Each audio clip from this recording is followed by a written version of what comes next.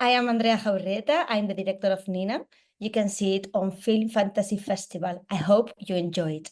I was wondering if you were inspired by a specific case or where the inspiration for to tell this story came from. Well, it came from a play, from a theater play that I read that was based on the seagull of Chekhov.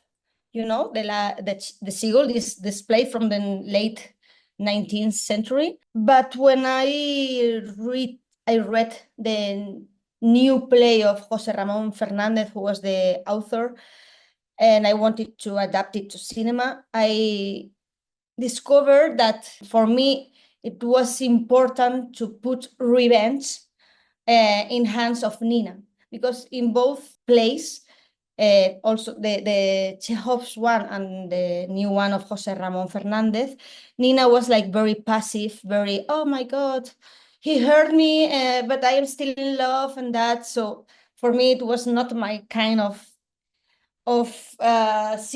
cinema or even the character, no? So I started to think about it, and then starting from that point, I had some, ¿cómo se dice? Cercano, some cases near me. Not by, I am fortunately, I haven't lived anything like this, but yes, people close to me have lived it.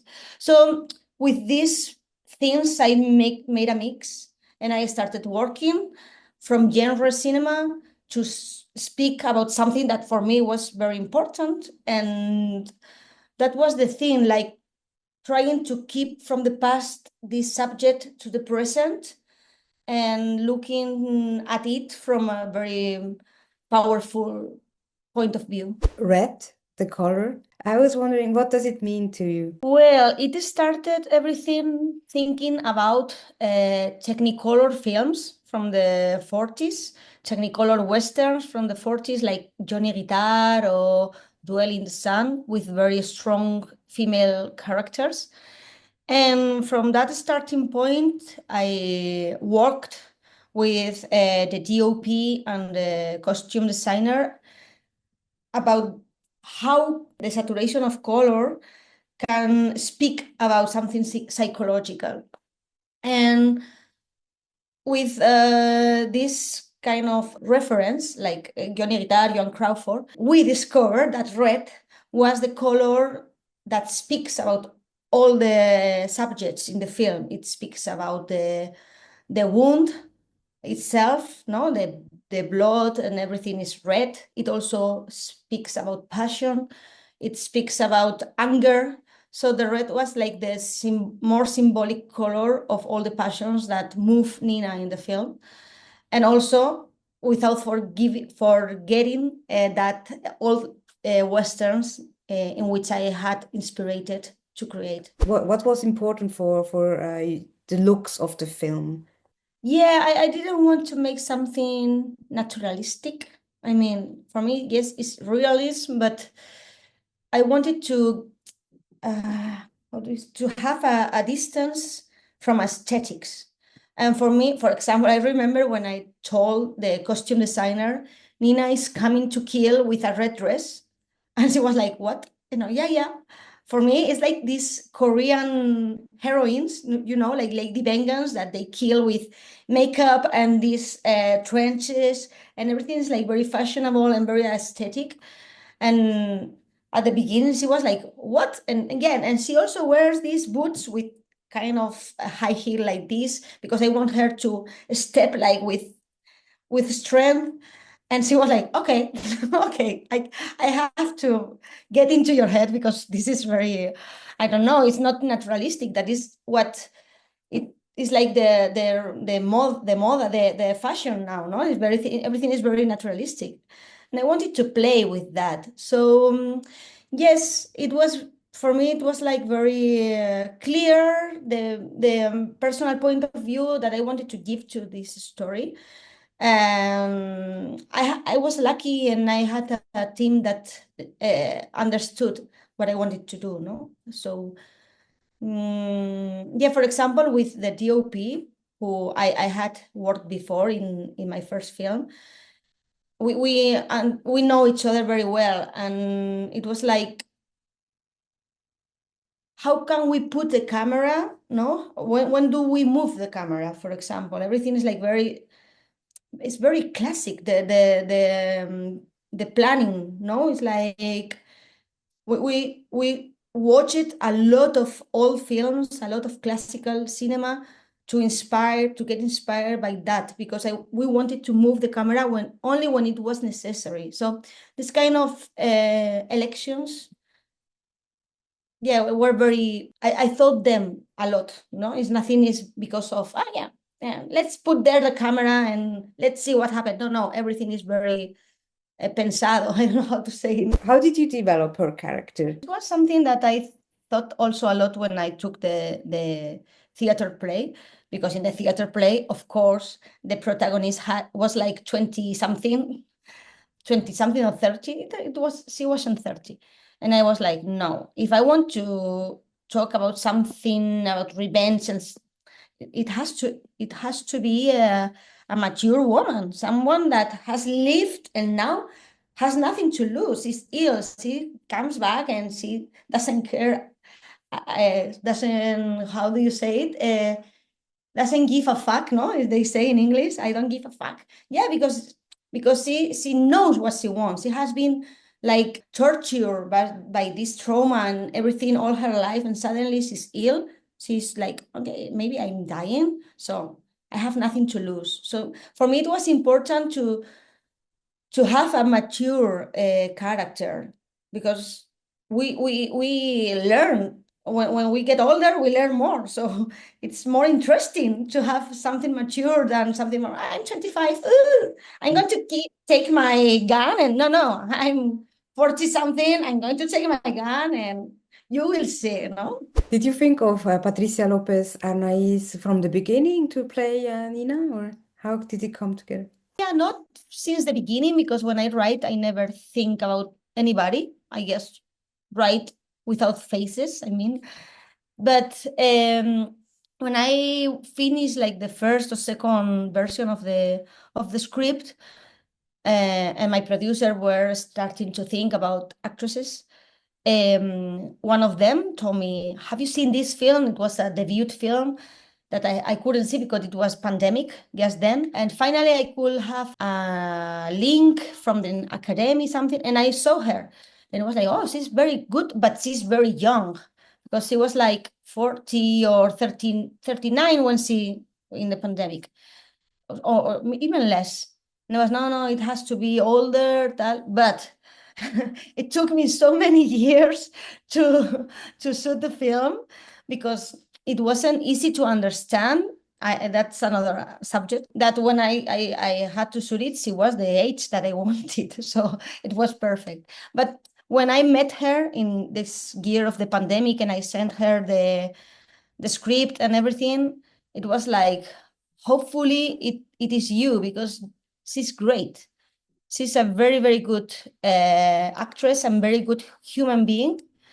So it was very easy to work with her, and it was very difficult, the shooting, because she has to express everything almost without words, and it's all the time with this pain and this pain, and she tells me that it was very, very difficult to do this. Easy to find financing? Tell a little bit more about production conditions or how it came to be. Sometimes it's difficult, or it was, I hope it was difficult for women director to make genre films. I mean, when you try to look for financing, I think that everybody thinks about our cinema like something this naturalistic, very small cinema, something like that. But for me, it's something wrong, no? I mean, we can do very kind of different cinema, but people who give you the money and reads your script is like, but what is she trying to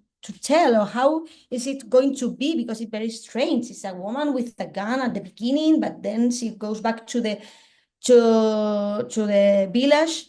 So it's a village, so it has to be a naturalistic, a neo-realism, no? All the women director make neo-realism. It was like, no, I want to make kind of Western.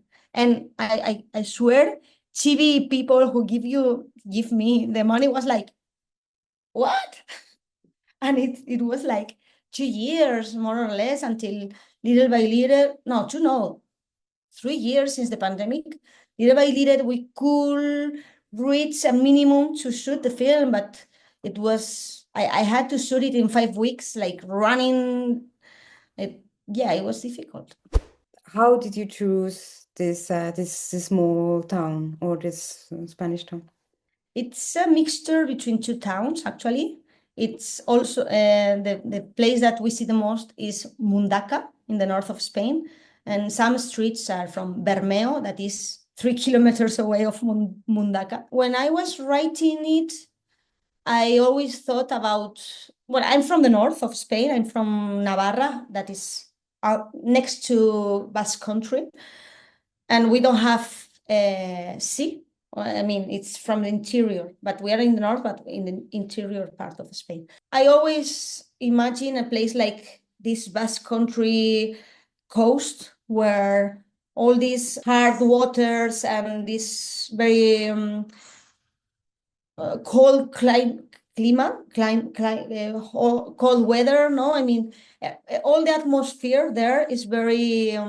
It could give me or my character the thing the psychological characteristics that I wanted to give her and to the space, no, and all these green mountains.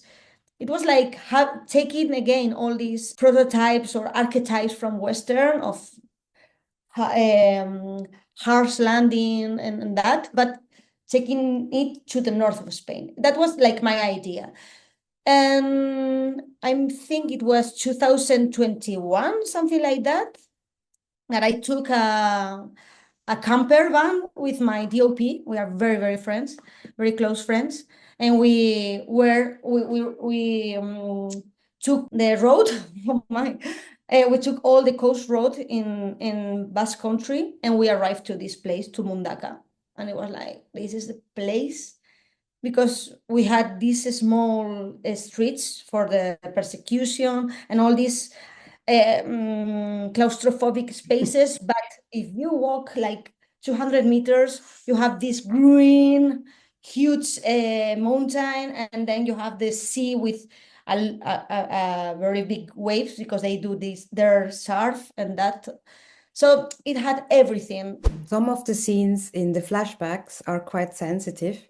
I was wondering how you approached this shooting and the concept of them. Well, yeah, they are the most difficult scenes to shoot. I like to rehearse a lot with actors. I do like 2 weeks or more of rehearsals, and I for the most sexual scenes I had this intimacy coordinator that helped us to choreograph the scenes.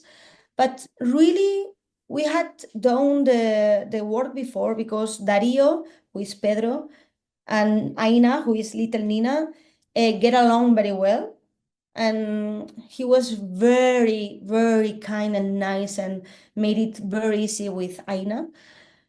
And I think it was easier than you can imagine, because of this generosity of Darío working these scenes. And then we, for example, the car scene that is almost one shot. And that was a choreography that we don't see anything. We are like, oh my God, I can see this, but we don't see anything. Everything is outside a scene, outside fuera de cuadro. There, everything you see is faces and movements and that. And that is what we worked with this coordinator, intimacy coordinator. But for example, I mean, that was the last thing that they shoot. It was their last day, and we put it at the end because it was not easy, something. And I remember shooting that. I was like, "Oof, it is very hard." And okay, we got it. And suddenly, well, so they have finished the film. And we get an applause always to the actors when they finish the films. And Dario was like, thank you, thank you. And Aina was crying. And yo, are you okay? And she was, I don't want to leave. I'm very happy here. So that's the difference between what you see in the film, like everything is dark and hard, and how we work in the shooting, because it was very important for me to get them very relaxed. One question I had, you built a parallel between Nina and the poachers, and I wanted to ask if what did you want to show with this parallel? Well, for me, it's like a parallelism with all the story that I am telling, from the point of view of the caza. And for me, this girl, Nerea, is like the new generation. I mean, the new generation that is armed. No, the things are changing. I can teach you how to hunt. I can teach you things because I'm the new generation, and they are quiet. These men, uh, they don't say anything to, because they don't want to keep things changed. So for me, there is an analogy, parallelism, a metaphorical parallelism between the story of Nina and these wild men that live outside the So, law, and forajidos, outlaw. So yeah, that was the thing. And some of my producers were like, you can keep this out. I mean, cut it, and the film doesn't change. And for me, it was like, no, I fight a lot. I fought a lot for this scene, because for me it was like I'm entering in something that is not real. It's talking about this, but from another place, another symbolic, metaphorical place. And for me, it's important. I won. and thinking of endings, I wonder if you had several endings in mind, or were you quite early on this ending you chose? Well, this was the ending. I never wanted to see Nina killing, because I want to make a spectator think about, is it worthy or not to kill him? But there was an epilogue after this scene where Nina goes to the lighthouse and throws the bag to the sea, as this girl Nerea has told her. And they kill somebody and throw the gun to the sea. That there was like I closed that story with that movement of Nina, so you can understand that she has killed, but it was open. And then Blas, the friend, arrives and she asks him, please ask me not to come back never again. And he says, don't come back, something like that. And it was like very melodramatic. And they they had a hug, and she walks away.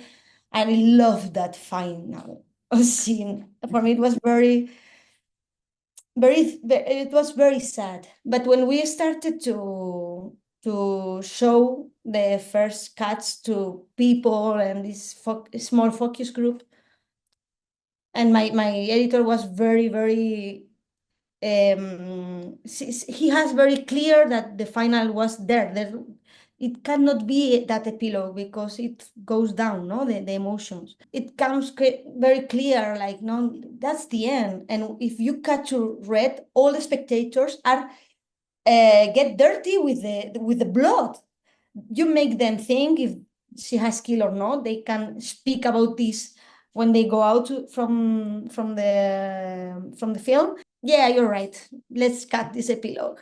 I cried, but no, I love this scene. Yeah, Andrea, but with this red final, people go out like, yeah, I want to kill. And if you put the other final, people go out like, oh my God, Nina is so depressed, he's going to die. And so yeah, that was the change of the final.